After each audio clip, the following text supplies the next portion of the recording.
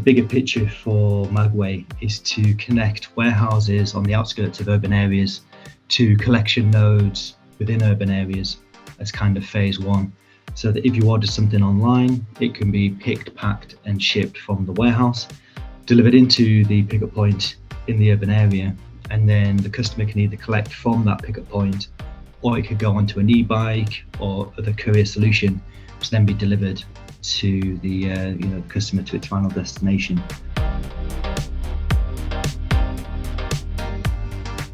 Morning everyone, and welcome back to another episode of Making It Happen by Sims. Today we have a very special episode. I'm going to be discussing a very interesting company and innovation that I believe is going to revolutionise delivery systems. And by we, I mean myself and Shaun Wilson, who is on the call with me today. Shaun, how are you? Yeah, I'm good, thank you. I'm good. How are you? Good. Yeah, very well, thank you. Thanks for jumping on. So I've obviously mentioned the revolution there, and the revolution as such is called Magway. So before we go into that and discuss all, Shaun, can you just give a quick introduction to yourself and an insight into your background? Yeah, of course. So I'm Shaun Wilson. I've kind of got a background in logistics, so been in the logistics industry about 10 years. Before I joined Magway, I worked for Amazon for a number of years in their kind of transportation teams, and then prior to that, I was working in warehouse automation with P&G, Procter & Gamble. So basically joined Magway because I saw Magway as a solution that could solve all the issues that I'd seen over the last 10 years in industry. And I jumped at the opportunity to join the company, really, because as we'll go through this session today, I'll share more about the technology and hopefully can convert myself and a few more listeners to why Magway is going to be such a revolutionary technology for the logistics industry. Sure. No, thanks for that, Shaun. That's great. So let's get into them. We'll talk Magway. And obviously, I do just want to stress, whilst listening to a discussion is quite exciting itself, I think having some visuals of Magway and what they do and how they do it, I think that's really what caught my eye when I bumped into you guys at a recent show, spoke to Josh, one of your engineers. So I will bring up some visuals of what you guys do alongside this recording, so we can give people that insight. So let's just go from the start. Who are Magway and what do you guys do? Yeah, so Magway was born from an idea. Our co-founders, Rupert and Phil, they met at a conference. Rupert has an extensive background in linear motors, and Phil was working on a reverse logistics project for one of the big consultancy firms. And over coffee, they were talking, and Phil was saying, I ordered 3 items online from the same retailer. They should have all arrived at the same time. One arrived late, one arrived damaged, and the third one didn't arrive at all. And they basically said there must be a better way of getting parcels delivered from these online retailers. So they basically said, why don't we use linear motor technology to do that delivery piece? So that's kind of how Magway came about. And so the technology is a linear motor, and again the visuals here will help immensely, but it's a linear motor which generates a magnetic wave, and that sits in the track of the system, and then on top of this track is a carriage which has a magnet array on it, and the magnet array and the carriage basically surfs along this magnetic wave along this track, which is then designed to carry parcels and cargo.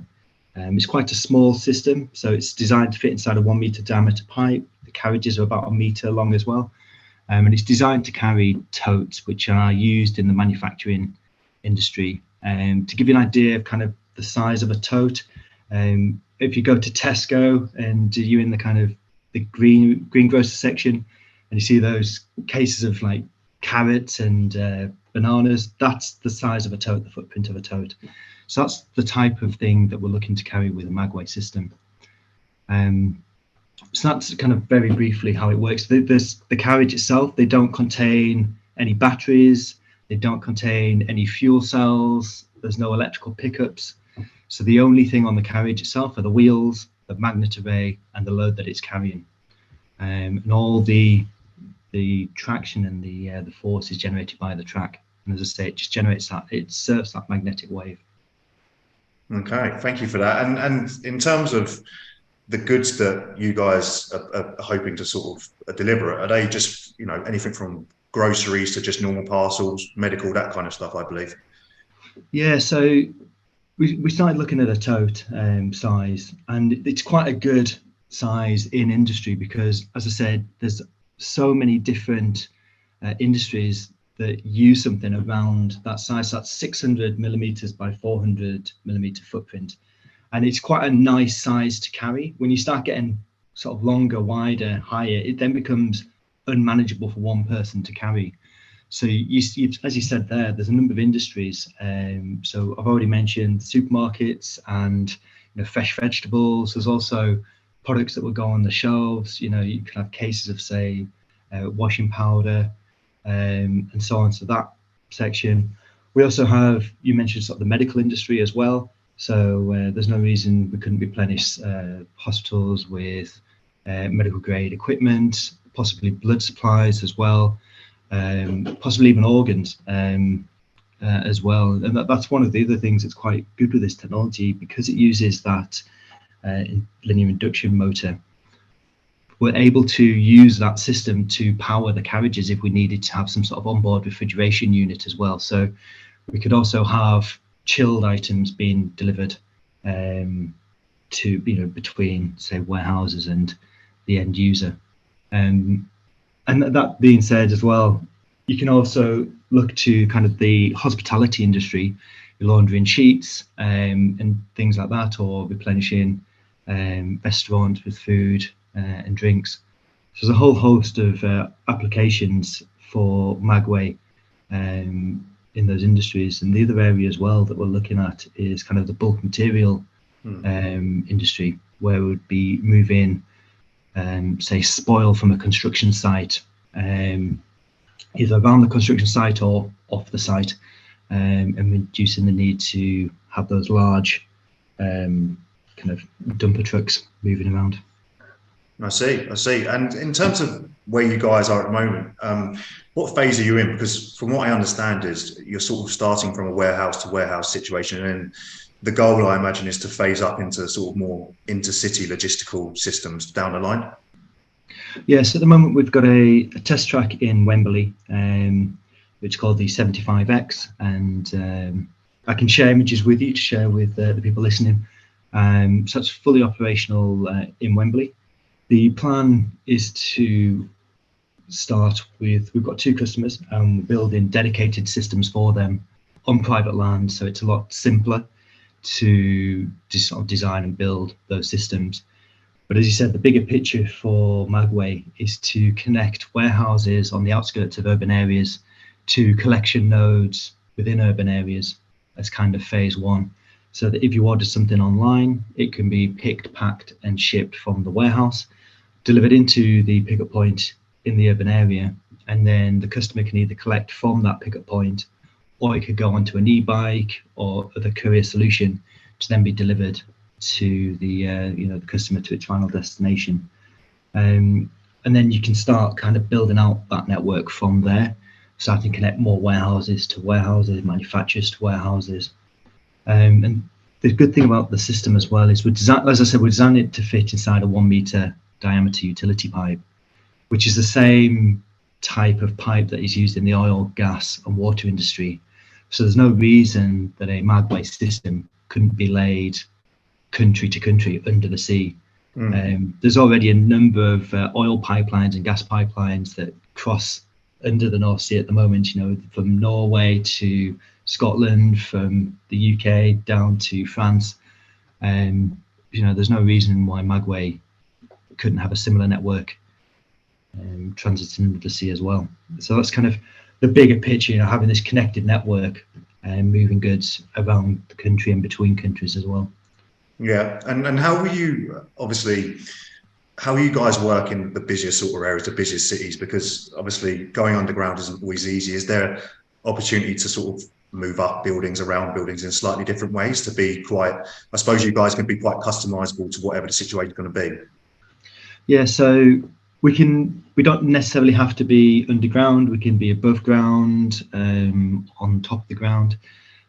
So we're very flexible, and as I say, we can work around the building constraints that we've got. To actually build underground, because of the diameter of pipe we're using, there's several technologies that are, exist today and used very regularly by kind of the water, gas, oil industries to lay those pipes. One technology, for example, is pipe jacking. You basically dig 2 columns a kilometre apart, and then you dig out the ground and push the pipe in behind, and it's quite unintrusive to the urban area.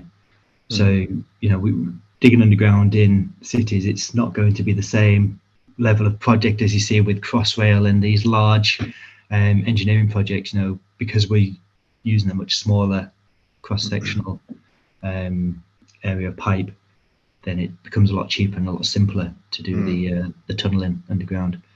Yeah. But that being said, we can easily go above ground, and we can support the pipes, suspend the pipes. So yeah, there's a number of different options that we can use in urban areas. Great, and I imagine, I think, well, for any company right now, it should be, or it definitely is. Sustainability is the top of the agenda right now, and it's something that we at Sims have been pushing hard at. We're embedding it into our core in the present and the future. And I know you guys talk about completely sort of decarbonising logistics. How big a role does sustainability take in what you guys do and the vision of Magway? Yeah, so everyone at Magway is very, very passionate about sustainability and reducing carbon footprints in the way in which we do things. And I think one of the great things about Magway technology is that it can be powered by renewable energy, but the way in which it's designed as well is that it is a very efficient system. So the carriage, as I mentioned, doesn't have any batteries or fuel cells to transport, so it's much lighter weight versus, compared to the cargo that it's carrying. You're not having these HGVs, heavy goods vehicles, that are driving around with big heavy fuel cells or fuel battery packs on them. They don't have liters of diesel or petrol in them as well, and the energy used to move the carriages is basically replenishing the energy that is lost through air resistance. So we put just enough energy, the motors generate just enough energy to move the carriage forward, so there's no waste there. So it becomes a very efficient system when you compare to alternatives such as the heavy goods vehicles. So that's one of the reasons why we think in the future you'll be able to order something from online retailers. Not only will you get it faster than traditional methods that are in use today, but the carbon footprint associated to that will be a lot lower as well. Yeah. And in terms of, are there any other sort of autonomous vehicle systems out there that you guys know of, and what are the differences between yourself and them? Yeah, so a lot of people at the moment over the last couple of years have been talking about drones and drone deliveries, and also kind of autonomous like takeaway food delivery vehicles as well, and they cover very much the final mile delivery. So we see those as a kind of a technology that is up and coming, but kind of would work with Magway system. In terms of direct competitors, we've got the electric delivery vehicles that are starting to be developed, the likes of Rivian and Arrival, but also there are technologies such as Cargo Souterrain, which is a Swiss company, and similar technologies that are looking at transporting cargo on an autonomous system. But every other competitor is mainly looking around moving pallets and moving pallets of goods around. And I have a particular dislike for pallets. They were basically designed to make the loading and unloading of ships more efficient. And then we've built a whole transport network around this pallet footprint. But in terms of when you get down to it and really look into it, a pallet footprint size isn't really that useful. You know, when you order something online, you never think, oh, it's going to be delivered by a pallet.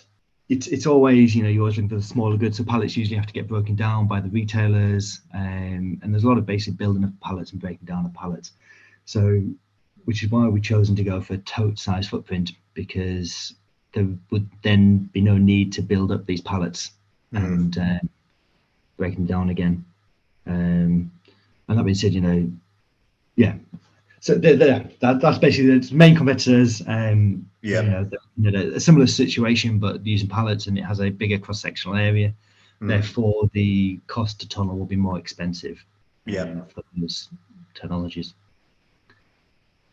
And I just want to go back slightly. So, so are you guys, in terms of generating interest, are you generating interest solely in the UK at the moment, or are you guys seeing interest on an international level? Yeah, we're seeing. So it's a combination of both. So we've got a project in the Middle East that we're working on at the moment, which is it fits into our kind of smart cities category, which is kind of connecting warehouses on the outskirts of urban areas to smaller collection points in the middle of urban areas, which is one of our target markets, if you like. And the other opportunity is within the UK for bulk material. Okay.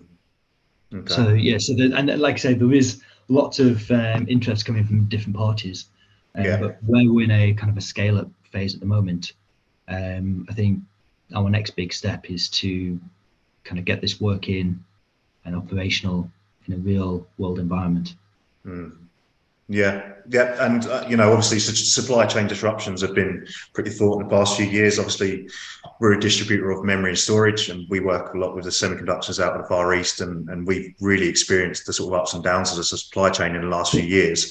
And I think most leaders will probably agree that technical advancements like this will give them a sort of competitive edge moving forward. I did read a report where Gartner said they're going to 20% will invest in robotics within the supply chain, and 25% of the decisions are going to be made across the intelligent edge ecosystem. So how do you see the current state of the supply chain and the future of it, and Magway's overall involvement in that? Yeah, so I guess there's, I think the current supply chain, I think there's two kind of parts to it. You mentioned about there's basically been global shortage of silicon chips around the world for various different supply chain reasons, and that is having an impact on how we are able to do our engineering work. But that I imagine will be a very short-term blip in supply chain once the supply chain itself actually kind of recalibrates and adjusts. But in terms of kind of supply chain overall, I mean, today we see products ordered by manufacturers, which then go to a third party to do some more kind of additional engineering, which then go to a retailer's warehouse, which then may go to a warehouse, a distribution hub for a parcel delivery carrier, which then may go to another distribution depot, where it then gets loaded onto a delivery van to then be delivered to the customer.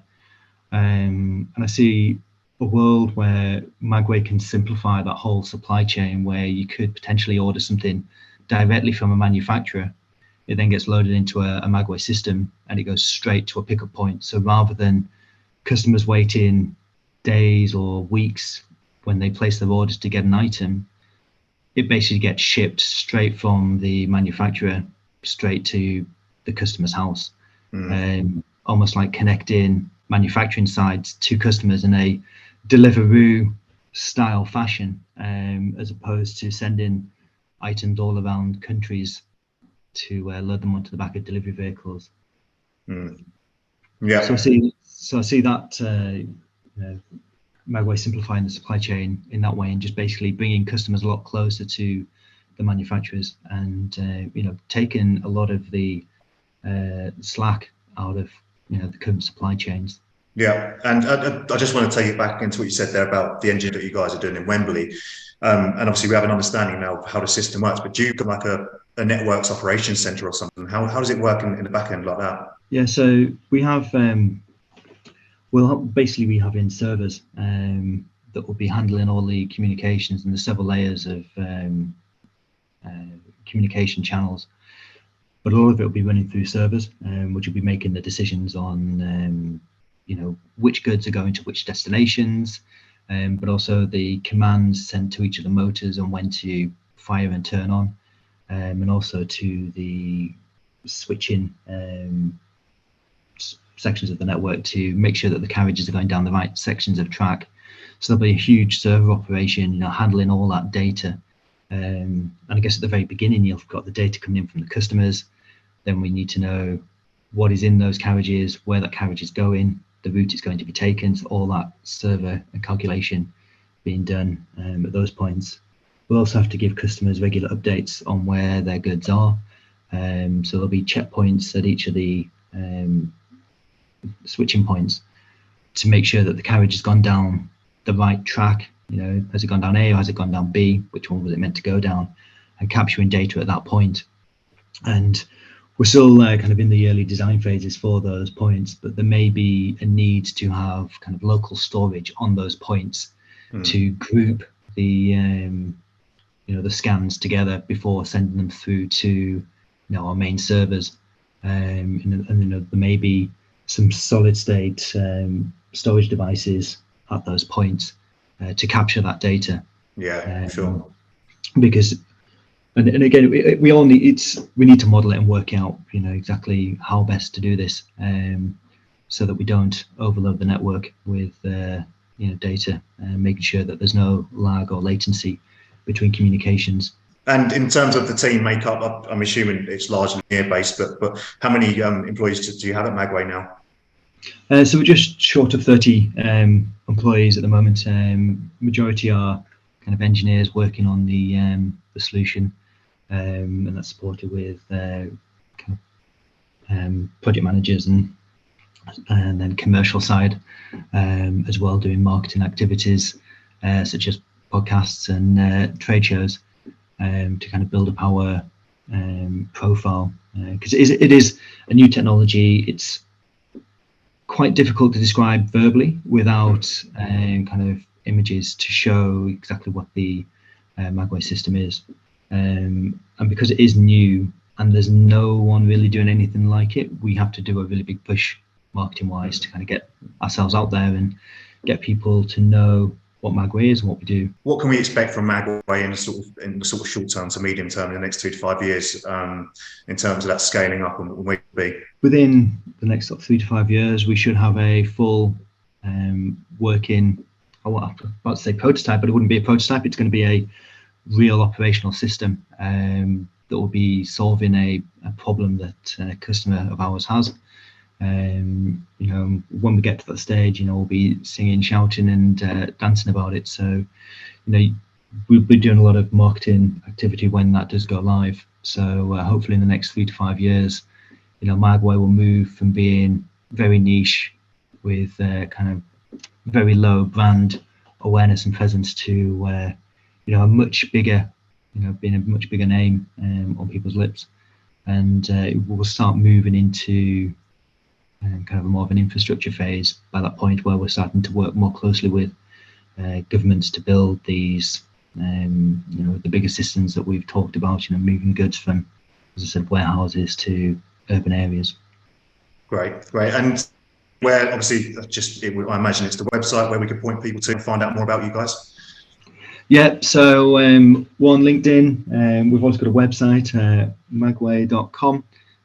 So if you go to the website, it'll have information about the technology, about the team, about vacancies as well. So yeah, that's where you can find out a lot more information. We've also got videos on YouTube as well for those people listening, if they want to see the system in operation and get a little bit more information on exactly what it is I've been describing, then that's the best place to go to. We will certainly point people in the right direction, and thank you for coming on today and explaining a bit more about Magway, and hopefully we can follow your journey in the next few years and a bit further down the line and see where things are. And yeah, really appreciate it. Thanks for talking to us. No, thank you for having me. It's been great talking to you. Thank you.